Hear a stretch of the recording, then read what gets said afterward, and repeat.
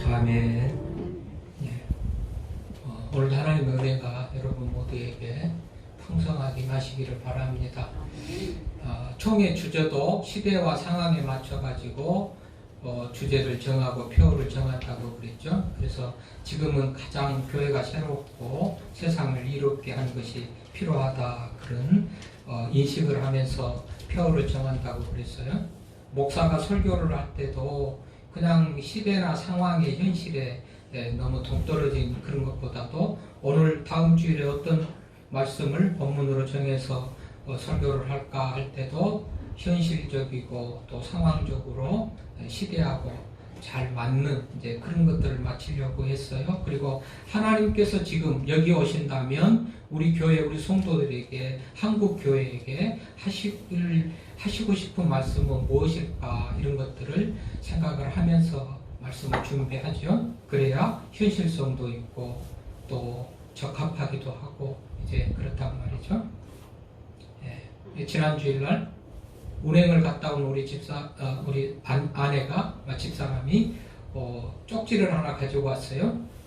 각수원 집사님이 이런 내용으로, 이런 본문으로 설교를 좀 해줬으면 좋겠다. 그래서 내용을 보니까 빌립보서 4장 8절 9절 오늘 본문입니다. 그래서 오늘 이 설교를 하면서 먼저는 이전에 한 번도 안 했는가 봤더니 본문 가지고는 설교를 제가 한 번도 안 했더라고요. 아니, 엊그저께 하고 이전에 하고 또 설교를 안 하는 본문도 많이 있는데 또 하는 본문은 또 그렇잖아요. 그래서 가능하면 저는 안 했던 본문을 택하는데, 이 본문은 한 번도 제가 설교를 안 했기 때문에 가능하다 생각했고, 내용 자체가 그럼 개인적인 신방을 할 때의 그 설교의 내용은 개인에게 합당하고 해당되는 그런 또 내용을 가지고, 본문을 가지고 설교를 하죠. 이 본문은 모든 교인들에게 공통적으로 또 할 만한 그런 내용이다. 이런 이 몇 가지 기준을 가지고 이제 오늘 본문을 정했어요. 혹이라도 내가 듣고 싶은 설교가 있는데, 내가 자주 하는 설교라든지 또는 시대하고 상황으로 좀 안 맞는 설교라든지 맞아요, 그런 거를 요청했다 그러면 제가 곤란했겠죠. 근데 다행히 주제하고도 맞고 또 현실적으로도 필요한 어떤 그런 설교이기도 하고 내용이기도 하고 제가 한 번도 안 한 본문이기도 하고, 그래서 이제 설교를 이 본문으로 하게 됐는데요.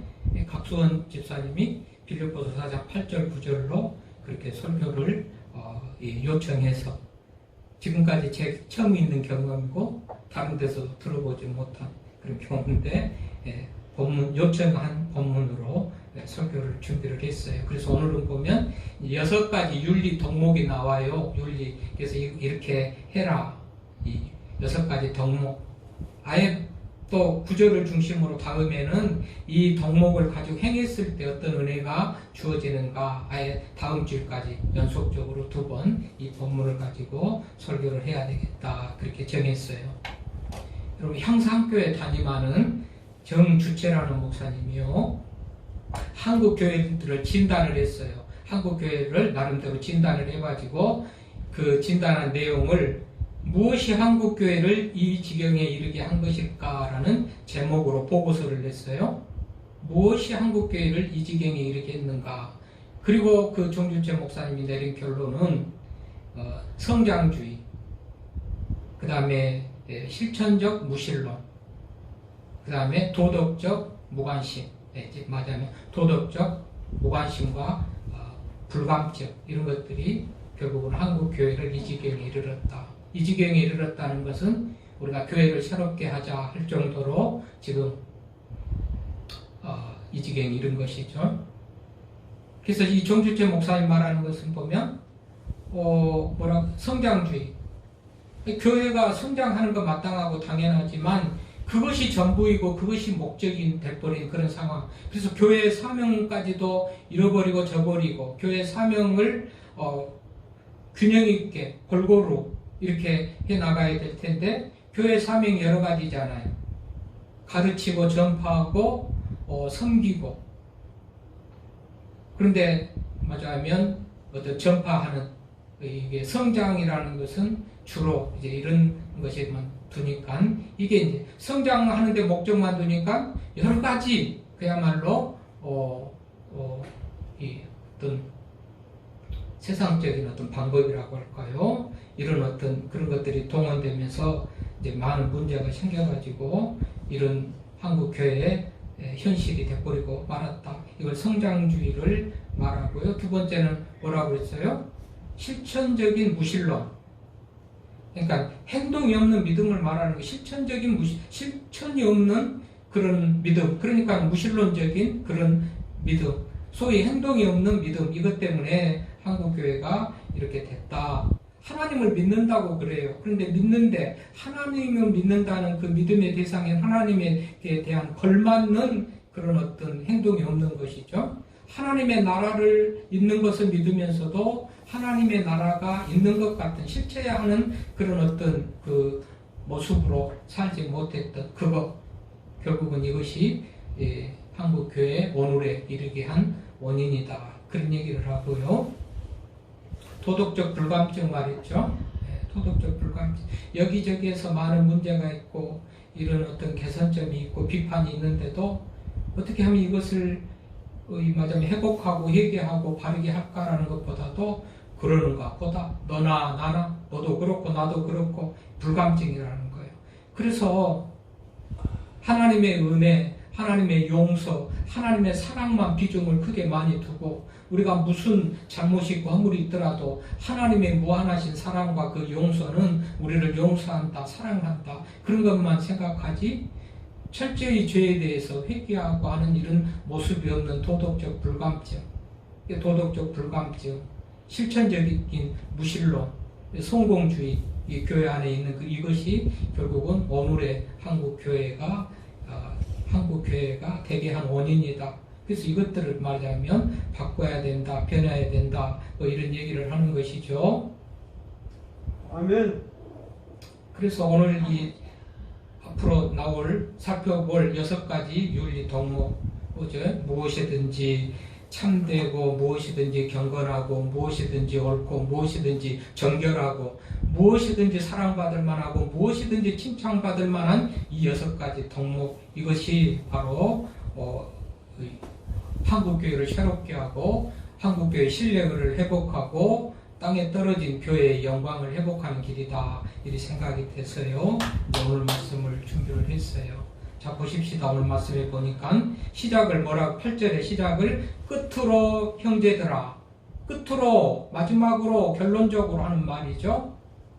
근데 이 말은 3장 1절에도 나옵니다.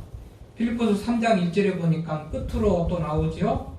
3장을 끝내려고 3장까지 바울이 하고 싶은 모든 내용을 다 기록한 것으로, 그래서 3장 1절에 끝으로라고 시작하잖아요.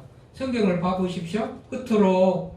그러니까 3장으로 하고 싶은 모든 내용을 다 끝내는 거예요. 끝내려고 했고 그렇게 했던 사도 바울이에요. 근데 4장 오늘 8절에 보니까 끝으로가 또 나와요. 그러니까 아주 중요하고 또다시 강조하고 싶어서 또 한 말씀이라 3장의 모든 내용, 하고 싶은 내용을 다 끝냈는데 그래도 뭔가 아쉬워서, 그래도 뭔가 중요해서 반드시 또 실천하게 하고 싶은 그런 마음으로 끝으로 또 말을 그러니까 유언을 하고 또 덧붙이는 것 같은 그런 의미로서 끝으로 또 말한다. 그렇게 되어져 있는 거예요. 이 성경 문단의 구성이 그렇게 되어 있잖아요. 이 끝으로. 그래서 이 끝으로 토로이폰이라는 헬라어 토로이폰, 이거는 정말 또 마지막으로 다시 한번 강조한다. 그런 의미죠.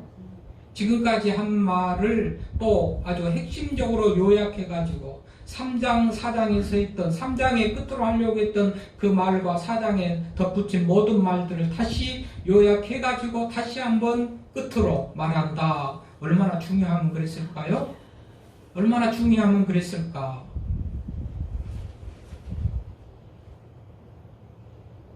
바울의 어떤 서신의 구성이 그렇습니다. 서론, 본론, 변론.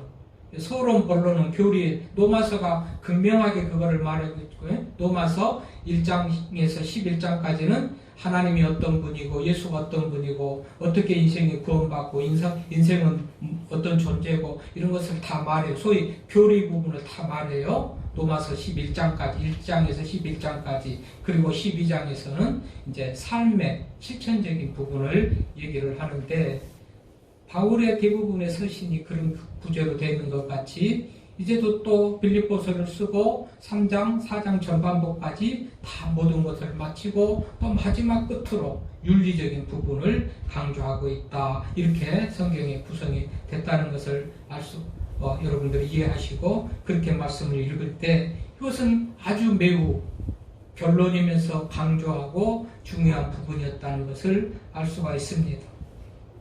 그래서 바울이 하는 첫 번째 윤리가 뭡니까? 끝으로 형제들아 무엇이든지 참되며 그랬어요. 참되며 또 경건하며 어루며 또 거룩하고 정결하며 또 사랑받을 만하며 칭찬받을 만하며 이렇게 해도 되겠는데 그 말 앞에 꼭 무엇이든지가 들어갔어요. 무엇이든지. 일반적인 다른 어떤 성경 내용하고 좀 달라요. 바울이 여러 가지 덕목들을 말할 때 보통은 사랑과 희락과 화평과 오래 참음과 자비와 양성과 충성 이런 식으로 그냥 단어를 딱딱 나열하고 다른 말을 하고 그러는데 이렇게 좀 다른 성경하고 좀 차별나게 무엇이든지가 강조가 돼 있단 말이죠. 무엇이든지. 무엇이든지 참되고 무엇이든지 경건하고 무엇이든지 옳고 무엇이든지 정결하고 무엇이든지 사랑받을 만하고 무엇이든지 칭찬받을 만하고 다른 성경에는 볼 수 없게 특이하게 무엇이든지가 모든 덕목에 붙어 있어요. 호사라는 헬라어 호사예요. 무엇이든지 호사 이거는 어떤 일, 어떤 상황, 어떤 사람 어떤 형편, 이 모든 것을 총망라해서 이렇게 하라는 거예요. 그런 상황에서도 이렇게 하라는 거예요. 한마디로 할 수 없는 상황에서도 그렇게 하라는 말도 되는 거고요. 여러분 남녀 청춘이 인연을 맺어서 가정을 이룰 때 혼인서약을 하죠. 혼인서약 하면서 묻죠? 주례자가 물어요. 뭐라고 물어요? 평안할 때나 괴로울 때나 아플 때나 건강할 때나 언제나 이럴 때나 저럴 때나 모두 총망라해서 검은 머리가 팥불이 되도록 사랑하겠습니까? 하면 예 하고 성혼 서약을 하고 선언을 하죠. 그거예요. 어떤 경우에도 사람에 따라서 상황에 따라서 어제는 이랬다 오늘은 이랬다 그런 게 아니고 무엇이든지라는 그 말이 무엇이라는 그 말 자체가 어떤 상황 어떤 경우 어떤 사람에서도 그런다 그 얘기예요. 그러니까 이것을 보면 우리 기독교 윤리는 윤리 중에 상황 윤리가 있고 절대 윤리가 있어요. 상황 윤리는 상황에 따라서 이럴 수도 있고 저럴 수도 있는 것이 상황 윤리예요. 절대 윤리는 이럴 수도 저럴 수도 없이 반드시 꼭 그렇게 해야 되는 것이 윤리예요. 이게 절대 윤리예요. 기독교 윤리는 절대 윤리예요. 다른 사람이 이렇게 하니까 또 오늘은 이렇게 하고 내일은 저렇게 하고 이런 것이 아니에요. 이 상황에 따라서 바뀌지 않고 절대적으로 그렇게 해야 되는 거예요. 이게 기독교 윤리예요. 그러잖아요. 무엇이든지 어떤 경우에도 다르지 않게 변하지 않게 상대방이 친절하면 나도 친절하고 상대방이 불친절하면 나도 불친절하고 이런 게 아니고 상대방이 불친절하더라도 나는 친절하고 상대방이 나를 때리더라도 나도 때리거나 반박하지 않고 뺨을 내돌리는 이게 절대적인 윤리인데 어쩌면 오늘 그것을 말해요. 무엇이든지 어떤 경우에도 절대적으로 참되고 경건하고 옳고 정결하고 사랑받을 만하고 칭찬받을 만하고 참되다는 건 뭐예요? 그럼 무엇이든지 참되다. 어떤 경우에도 참되라는 거죠. 어떤 경우도 참되다. 참되다. 알레테라는 알레테. 이것은 거짓이 없는 것이죠. 어떤 경우에도 거짓이 없는 거예요. 거짓이 없고 진실한 거 어떤 경우에도 그러라는 거예요. 어떤 경우에도. 말에도 그렇고 생각에도 그렇고 행동에도 그렇고 어떤 경우에도 고달플 때도 그렇고 형통할 때도 그렇고 어떤 건 기쁠 때도 그렇고 슬플 때도 그렇고 어떤 경우에도 참되라. 무엇이든지 참되며 어떤 경우에도. 그러면 참 거짓을 안 할 만한 상황 속에서 거짓말을 안 하고 참말을 하는 것이 무슨 가치가 있어요? 거짓말을 할 수밖에 없는 상황에서도 거짓말을 안 하는 것이 진짜 거짓말인 것이죠. 참된 것이죠. 너 예수 믿으면 죽인다. 그래도 믿을래? 그래도 믿는다고 하는 것이 참된 것이죠. 아니 누가 예수를 믿으라는 말도 믿지 못하게 하는 말도 안 하는데 예수 믿어. 예를 들면 이 참이라는 것은 할 수 없는 중에도 거짓을 말하지 않는 것, 이것이 참이란 말이죠. 생각에도 말에도 행동으로 이렇게 하라는 거예요. 무엇이든지 참되고. 그런 뜻에서 여러분 3대 거짓말이라는 게 있어요. 이것을 하얀 거짓말이라고, 남을 속이는 것도 뭐하는 것도 아니기 때문에 할 수도 있는 것 같이 일반적으로 그래요. 뭐지요? 노처녀가 시집 안 간다. 나이 많은 어르신이 죽고 싶다. 장사꾼이 밑지고 판다. 이 말은 우리가 다 아는 대로 3대 거짓말인데 하얀 거짓말이라는 것 아니겠어요? 이런 말도 성경적으로 하면 무엇이든지 참되고 이 말에 하면 이런 말 거짓말도 하지 말라는 거예요. 농담 같은 거짓말도 하지 말라는 그런 말이에요.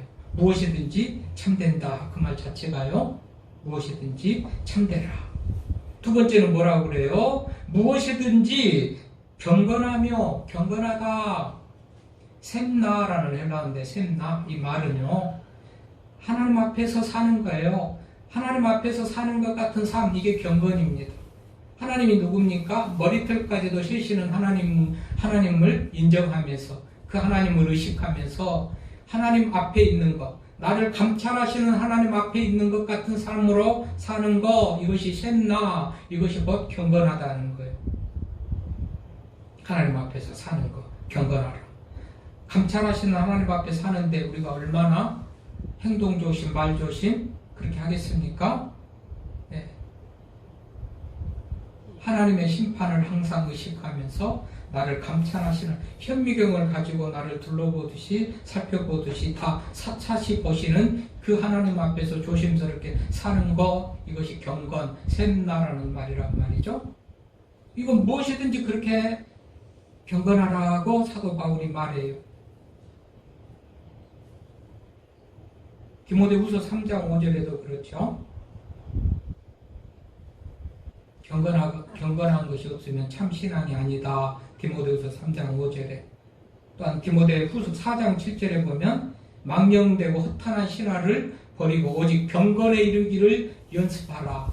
경건에 이르도록 부단히 힘쓰고 애쓰라. 그렇게 가르쳐요. 경건한 삶이 얼마나 중요한지를 알 수가 있습니다. 그래서 무엇이든지 경건하며, 뭐라고요? 하나님 앞에서 사는 것 같이 사는 것이 경건이라 그랬어요. 또 무엇이든지 오르며, 설명도 필요 없죠. 오르며, 디카이아, 오르며, 하자면 불의의 길을 떠나는 거죠. 옳은 거, 불의함, 나쁜 거, 거짓된 거, 이것을 다 떠나는 것이 옳은 거예요. 옳은 무엇이든지. 그런데 무엇이든지 오르며, 사람들은 보통 내 이익이나 있을 것 같은 일에는 굉장히 불의할 수도 있어요.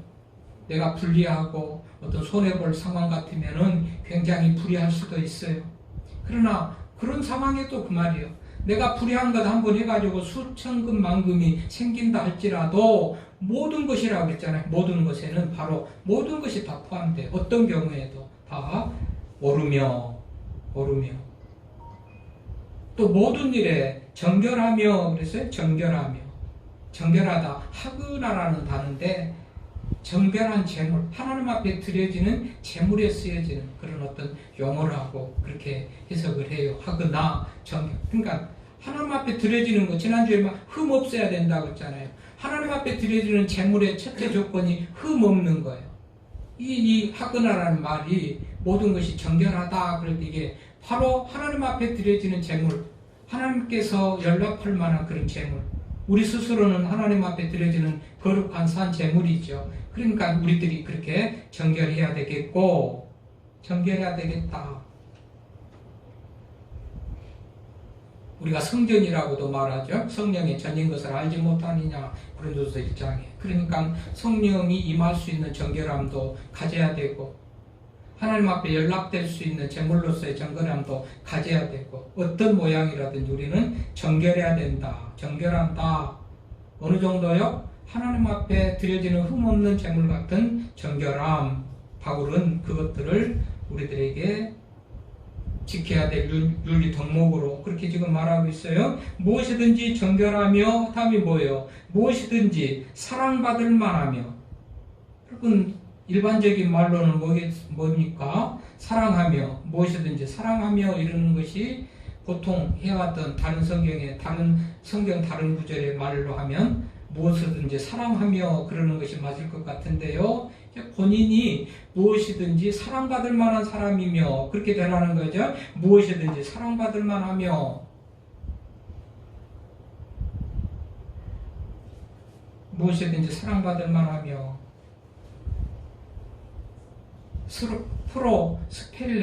프로스펠레라는 그런 단어예요. 사랑받을 만한 무엇이든지 사랑받을 만하며 이건 프로스펠레 맞아요. 우리가 들어보는 사랑이라고 할 때 뭐 아가페 사랑, 스톨게 사랑, 뭡니까? 에로스 사랑, 뭐 이런 사랑하고 조금 다른 그런 느낌이죠. 뭐든지 사랑받을 만하며 그래서 학자들이 이 단어를 프로스펠라라는 이 사랑받을 만한 단어를요 소위 매력적인 우리 말에 가장 가까운 단어가 매력적인 그런 단어라고 생각을 해요. 그런데 그냥 사랑받은이라고 원문의 그 뜻을 그대로 옮겨봤는데 우리말로 조금 의역해서 하자면 매력적인 사람이 되라. 모든 것에 매력적인 사람이 되라. 그런 말이란 말이죠. 교회가 또 매력적인 사람, 사랑받을 만한 사람, 가정에서도 직장에서도 어디에서도 우리가 사랑받을 만한 사람. 다른 성경에서는 대부분 사랑하는 사람, 사랑해라, 사랑을 많이 해라, 누구든지 사랑해라 그런데 오늘 자기 자신이 사랑받을 만한 사람이 되라는 거예요. 모든 것에. 그렇죠. 말 잘하고 행동 잘하고 뭐 정말 매력적인 그런 사람이 되면 사람들이 사랑을 하겠죠. 사랑을 받을 그런 사람이 되겠죠. 모든 것에 사랑받을 만하며 어머니가 자녀들을 위해서 얼마나 수고하고 있습니까? 어제도 저녁에 우리 몇 분의 장로님들이 저녁을 먹자고 북한산 어디 존대에 있다고 가서 덕양중앙교회 이재문 장로님이 원래 부부가 가는데 혼자 왔어요. 저도 아내가 애식장에 갔기 때문에 저 혼자 가고 대부분 부부가 왔는데 이재문 장로님도 혼자 왔어요. 왜 혼자 왔냐? 역시 그 권사님도 애기본이라고 아침 7시인가 며느리 출근하는 시간에 맡아서 애기 둘을 맡으면 퇴근하고 온 시간이 9시인데 그때까지 보고 오면 펑펑 운대요. 힘들다. 그러면서 내 애들을 봐줘야 될 수밖에 없는 것이 부모지요. 아침부터 저녁 늦게까지 온갖 수고를 애써서 수고를 해요. 그런데 자녀로부터 사랑받지 못한다면 그 어머니는 어떤 심정일 거예요? 그 자녀가 못되는 것도 못된 것이지만 오늘 본인이 사랑받을 만함해야 돼. 본인이 사랑받을 만한 그런 모습이 아닐 수도 있는 거죠. 둘 중에 하나인 거예요. 자녀가 못돼가지고 그렇게 고생하고 수고하는 부모의 사랑을 기억하지 못하거나 감사하지 못하는 경우도 있겠거니와 그렇게 수고하고 있으면서도 본인이 사랑받지 못할 그런 모습을 가질 수도 있어요. 우리 말에 그러잖아요. 온갖 수고와 애씀과 고생과 공있는 모든 것들을 많이 해놓고 말 한마디에 다 까먹어버린다. 그런 말이 있어요. 그러니까 온갖 수고와 애씀을 다하면서도 말로 행동으로 뭐로 사랑받지 못할 그 모습을 가지면 안 되는 거죠. 사랑을 하는 것 같이 하면서도 진짜 사랑이 못 될 때도 상대방으로부터는 사랑을 받지 못할 수도 있고요. 사랑을 한다고 온갖 수고와 고생을 했으면서도 말로 행동으로 다 까먹어버려가지고 사랑받지 못할 수도 있고요. 그러니까 그렇게 하지 말라는 것이죠. 하는 것에 걸맞게 수고하고 애쓰는 그런 봉사와 섬김을 했다면 다른 사람으로부터 그게 사랑받을 만한 그런 모습으로 유지되고 지켜져야지, 고생은 고생대로 수고는 애써서 해놓고 말이나 행동이 다 까먹어버리면 안 된다, 그런 말이기도 해요. 사랑받을 만하며, 또 사람들은 남을 사랑하기보다도 사랑받기를 원하죠. 누가 나를 사랑해 주기를 원해요, 사람들이. 그런데 사랑받을 만한 모습이 있어야 사랑을 받지요. 사랑받은 모습은 없으면서 사랑만 해주라, 이건 말이 안 되는 거예요. 그러지 말라는 의미도 되고, 어떻게든지 무엇이든지 사랑받을 만하며, 사랑받을 만하면 사람들이 다 사랑해줘요. 사랑받을 만한 모습도 말도 행동도 하지 못하면서 사랑해주기만 바라는 것은 맞지 않잖아요. 그래 오늘 무엇이든지 사랑받을 만하며 사랑받을 만한 모습을 가지고 사랑을 기대하라는 것. 또 뭐예요? 무엇이든지 칭찬받을 만하며, 다른 성경 같으면 남을 칭찬하고 격려하고 위로하고 그렇게 할 텐데 자기 자신이 무엇이든지 칭찬받을 만하며 그러죠.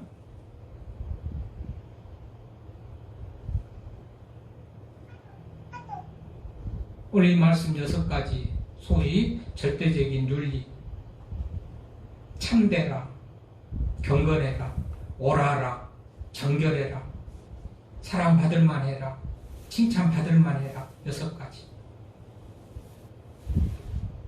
이 말을 우리가 좀 명심하면서요. 그래서 이 말씀이 다음 주일에는 이어서 9절을 중심으로 하겠는데, 자, 이런 것들을 하면서 이렇게 윤리 6가지 윤리적인 측면의 어떤 삶을 살면서 너희는 내게 배우고 받고 듣고 본바를 행하라.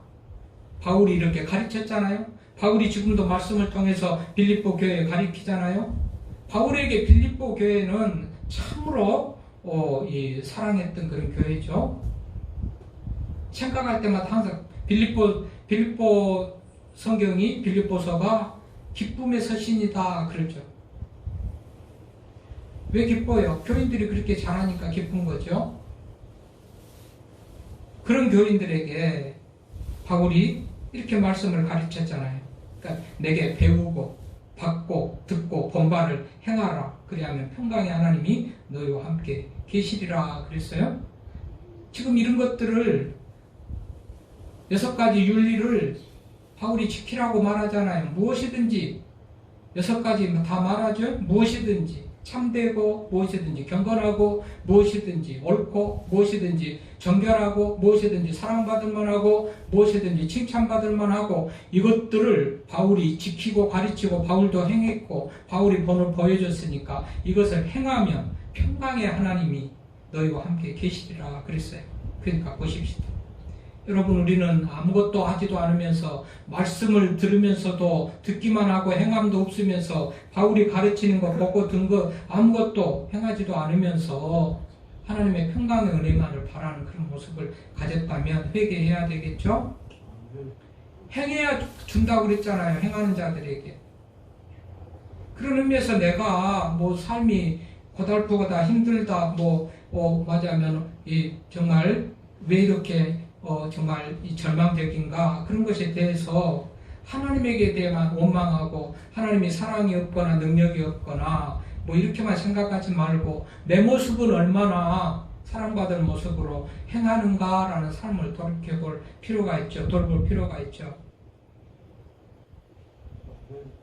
마태복음 보니까 마태복음에 하나님의 선하심을 어떻게 말합니까? 육신의 부모 아버지라도 자녀들이 생선을 달라 하는데 뱀을 줄 아버지가 없고, 떡을 달라 하는데 돌을 줄 아버지가 없고, 육신의 아버지라도 좋은 것을 주시는데 하물며 하늘에 계신 천부께서 너희들에게 좋은 것을 주시지 않겠느냐고 그랬어요.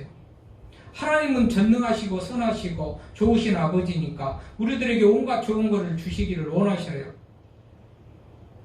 근데 우리가 행함이 없고 하나님의 말씀에 맞아면 부합하지 못하는 그런 모습으로 살아가므로 하나님의 온갖 좋은 은혜를 누릴 수도 없다는 사실을 우리가 기억해야지 나는 하지도 않으면서 아까 사랑받은 거 말했죠? 사랑받는 모습은 없으면서 사랑해주기만 바라는 거 이런 어불성설이라고 그래요.